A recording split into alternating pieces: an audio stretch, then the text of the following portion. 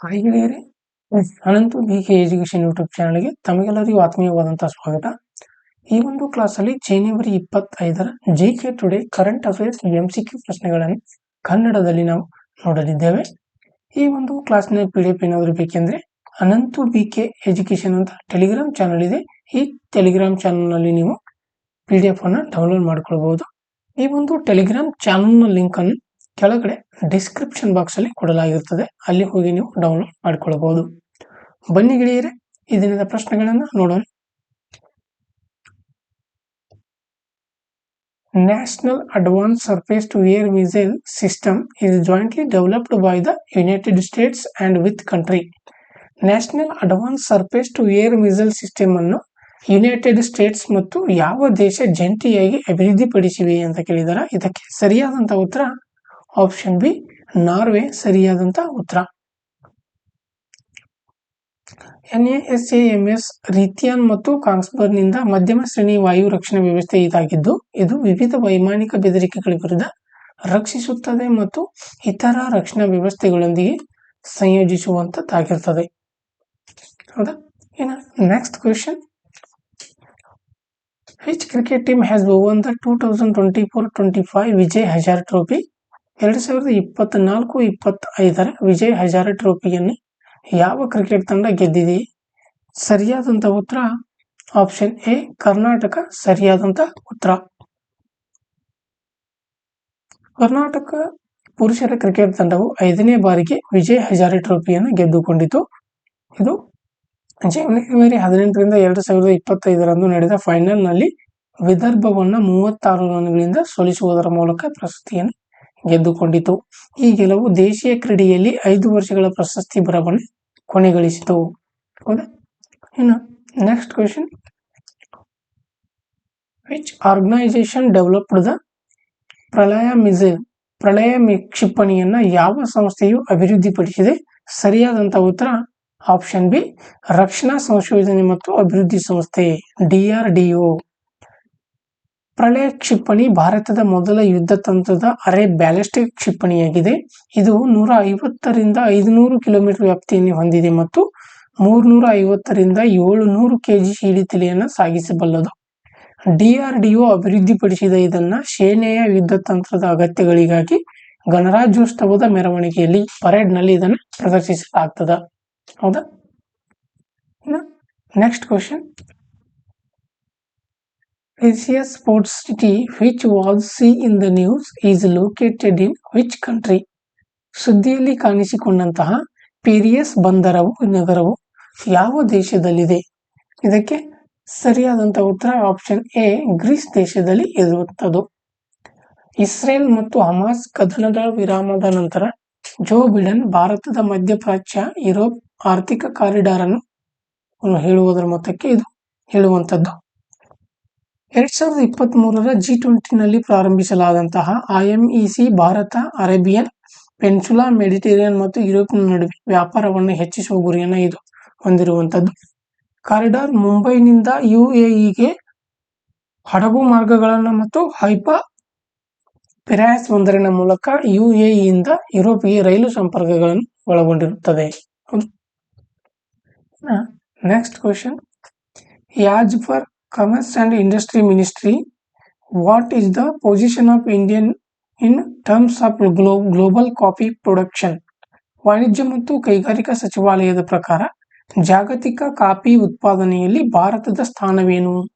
ಸರಿಯಾದಂತಹ ಉತ್ತರ option B, 7ನೇ ಸ್ಥಾನ.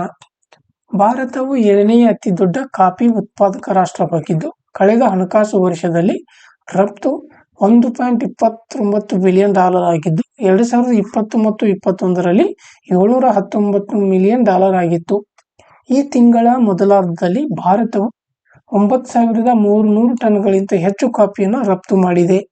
ಮುಖ್ಯವಾಗಿ ಇಟಲಿ, ಬೆಲ್ಜಿಯಂ ಮತ್ತು ರಷ್ಯಾಕ್ಕೆ ಹುರಿಯದ ಬೀನ್ಸ್ ಮೇಲೆ ಕೇಂದ್ರೀಕರಿಸಿದೆ. ಕರ್ನಾಟಕ ಕಾಫಿ ಉತ್ಪಾದನೆಯಲ್ಲಿ ಮುಂಚೂಣಿಯಲ್ಲಿದೆ. ನಂತರ ಕೇರಳ ಮತ್ತು ತಮಿಳುನಾಡು. ದೇಶೀಯ ಬಳಕೆ 2012ರಲ್ಲಿ 84,000 ಟನ್ಗಳಿಂದ 2023ರಲ್ಲಿ 91,000 ಟನ್ಗಳವರೆಗೆ ಏರಿರುವಂತದ್ದು. ಹೌದಾ? ಇನ್ನು ನೆಕ್ಸ್ಟ್ ಕ್ವೆಶ್ಚನ್,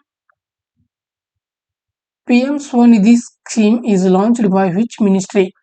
PM ಸ್ವನಿಧಿ ಯೋಜನೆಯನ್ನ ಯಾವ ಸಚಿವಾಲಯ ಪ್ರಾರಂಭಿಸಿದೆ? ಸರಿಯಾದಂತ ಉತ್ತರ ಆಪ್ಷನ್ ಎ ವಸತಿ ಮತ್ತು ನಗರ ವ್ಯವಹಾರಗಳ ಸಚಿವಾಲಯವು ಸರಿಯಾದಂತ ಉತ್ತರ.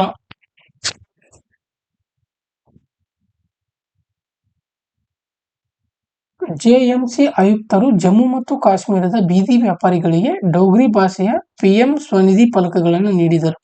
ಆತ್ಮನಿರ್ಭರ ಭಾರತದ ಭಾಗವಾಗಿರುವಂತಹ PM ಸ್ವನಿಧಿ ಬೀದಿ ವ್ಯಾಪಾರಿಗಳು ಮತ್ತು ಜೀವನೋಪಾಯವನ್ನು ಸುಧಾರಿಸಲು ಸಹಾಯ ಮಾಡಲು ಮೈಕ್ರೋ ಕ್ರೆಡಿಟ್ ಸಾಲಗಳನ್ನು ನೀಡುತ್ತದೆ. ಮಾರಾಟಗಾರರಿಗೆ ಗೊತ್ತುಪಡಿಸಿದ ವಲಯಗಳನ್ನು ಮಾರಾಟಕ್ಕಾಗಿ ಬಳಸುವಂತೆ ಮತ್ತು ಉತ್ತಮ ಸಂಚಾರಕ್ಕಾಗಿ ಪಾದಚಾರಿ ಮಾರ್ಗಗಳು ಅಥವಾ ರಫ್ತುಗಳನ್ನು ನಿರ್ಬಂಧಿಸುವುದನ್ನು ತಪ್ಪಿಸಲು ಸೂಚಿಸಲಾಯಿತು. Next question, which country is home to the world's longest expressway tunnel called Tianshan Shengli tunnel? ವಿಶ್ವದ ಅತಿ ಉದ್ದದ ಎಕ್ಸ್ಪ್ರೆಸ್ ವೇ ಸುರಂಗವಾದಂತಹ ಟೈನ್ಸೆನ್ ಸೆಂಗಿಲ್ ಸುರಂಗವು ಯಾವ ದೇಶದಲ್ಲಿ ಇದೆ? ಸರಿಯಾದಂತಹ ಉತ್ತರ ಆಪ್ಷನ್ ಬಿ ಚೀನಾ ಸರಿಯಾದಂತ ಉತ್ತರ. ಚೀನಾ 22.13 ಕಿಲೋಮೀಟರ್ ಉದ್ದದ ಅತಿ ಉದ್ದದ ಎಕ್ಸ್ಪ್ರೆಸ್ ವೇ ಸುರಂಗವಾದ ಟಿಯಾನ್ಮೆನ್ ಸೆಂಗ್ಲಿ ಸುರಂಗವನ್ನು ಪೂರ್ಣಗೊಳಿಸಿದೆ. ಈ ಸುರಂಗವು ಉತ್ತರ ಕ್ಸಿನ್ಜಿಯಾಂಗ್ ಅಲ್ಲಿ ಕೌಂಟ್ಗೆ ಸಂಪರ್ಕಿಸುತ್ತದೆ. ಪರ್ವತಗಳ ಮೂಲಕ ಪ್ರಯಾಣದ ಸಮಯವನ್ನು 3 ಗಂಟೆಗಳಿಂದ 20 ನಿಮಿಷಗಳವರೆಗೆ ಕಡಿಮೆ ಮಾಡುವಂತದ್ದಾಗಿದೆ. ಈ ಯೋಜನೆಯ ಚೀನಾದ ಬೆಲ್ಟ್ ಮತ್ತು ರೋಡ್ ಇನಿಷಿಯೇಟಿವ್ ಸಹಾಯ ಮಾಡುತ್ತದೆ. ಹೆಚ್ಚಿನ ಎತ್ತರ ಮತ್ತು ಪರಿಸರ ಕಾಳಜಿಗಳಂತ ಸವಾಲುಗಳ ಹೊರತಾಗಿಯೂ ಪ್ರಾದೇಶಿಕ ಆರ್ಥಿಕ ಬೆಳವಣಿಗೆಯನ್ನು ಉತ್ತೇಜಿಸುತ್ತದೆ. ಹೌದಾ? Next question, Yala glacier which was seen in news is located in which country? ಸುದ್ದಿಯಲ್ಲಿ ಕಾಣಿಸಿಕೊಂಡಂತಹ ಯಲಾ ಹಿಮನದಿ ಯಾವ ದೇಶದಲ್ಲಿರುವಂತದ್ದು ಅಂತ ಕೇಳಿದರೆ ಸರಿಯಾದಂತ ಉತ್ತರ ಆಪ್ಷನ್ ಎ ನೇಪಾಳ ಸರಿಯಾದಂತ ಉತ್ತರ. ನೇಪಾಳದ ಲ್ಯಾಂಗ್ಯಾಂಗ್ ಕಣಿವೆಯಲ್ಲಿ ಯಲಾ ಹಿಮನದಿ 2040ರ ದಶಕದ ವೇಳೆಗೆ ಕಣ್ಮರೆಯಾಗುವ ನಿರೀಕ್ಷೆಯಲ್ಲಿದೆ. ಇದು ಜಾಗತಿಕ ಹಿಮನದಿ ಅಪಘಾತ ಪಟ್ಟಿಯಲ್ಲಿರುವಂತಹ ಏಕೈಕ ಹಿಮಾಲಯ ಹಿಮನದಿಯಾಗಿದ್ದು ಇದನ್ನ ವಿಶ್ವ ಹಿಮನದಿ ಮೇಲ್ವಿಚಾರಣಾ ಸೇವೆಯು ಮೇಲ್ವಿಚಾರಣೆ ಮಾಡುತ್ತದೆ. ಜಾಗತಿಕವಾಗಿ 2,75,000ಕ್ಕೂ ಹೆಚ್ಚು ಹಿಮನದಿಗಳಿವೆ. ಇದು ಭೂಮಿಯ 70% ಶುದ್ಧ ನೀರನ್ನ ಸಂಗ್ರಹಿಸುತ್ತದೆ ಮತ್ತು ಹವಾಮಾನ ಪರಿಣಾಮಗಳನ್ನು ಅಧ್ಯಯನ ಮಾಡಲು ಪ್ರಮುಖವಾಗಿದೆ. ಹೌದಾ? ಇನ್ನು next question, which wetland recently hosted the Asian water bird census in Uttarakhand?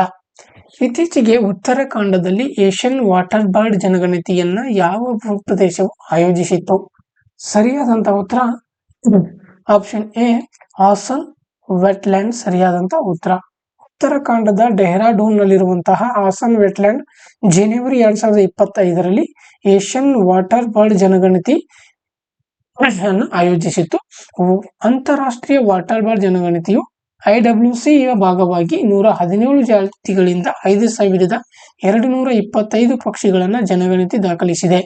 1967ರಲ್ಲಿ ದಾಲಿಪುರ್ power house ನಿರ್ಮಾಣದ ಸಮಯದಲ್ಲಿ ಹಾಸನ ನದಿಗೆ ಅಣೆಕಟ್ಟು ಕಟ್ಟುವ ಮೂಲಕ ಹಾಸನ್ ವೆಟ್ಲ್ಯಾಂಡ್ ಅನ್ನು ರಚಿಸಲಾಗಿತ್ತು. Next question, recently which country has announced its exit from the World Health Organization? ಇತ್ತೀಚೆಗೆ ಯಾವ ದೇಶವು ವಿಶ್ವ ಆರೋಗ್ಯ ಸಂಸ್ಥೆಯಿಂದ ಹೊರಬರುವುದಾಗಿ ಘೋಷಿಸಿದೆ? ಇದಕ್ಕೆ ಸರಿಯಾದಂತಹ ಉತ್ತರ option A United States of America. COVID-19 ಅನ್ನು ಸರಿಯಾಗಿ ನಿರ್ವಹಿಸದಿರುವುದು ಮತ್ತು ರಾಜಕೀಯ ಪ್ರಭಾವದಿಂದಾಗಿ ಅಮೆರಿಕವು ವಿಶ್ವ ಆರೋಗ್ಯ ಸಂಸ್ಥೆಯಿಂದ ಹೊರಬರುವುದಾಗಿ ಘೋಷಿಸಿತು.